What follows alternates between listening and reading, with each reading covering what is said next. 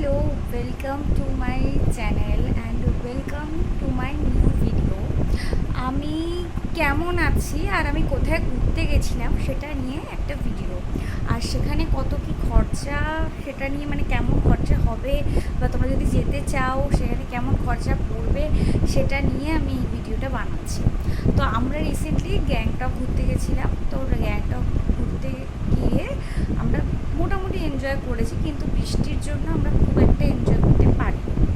So আমরা ভেবেছিলাম যে এনজয় করবো, বাট হয়নি বৃষ্টির জন্য। যাই হোক, আমাদের মোটামুটি খরচা তো ভালোই হয়েছে।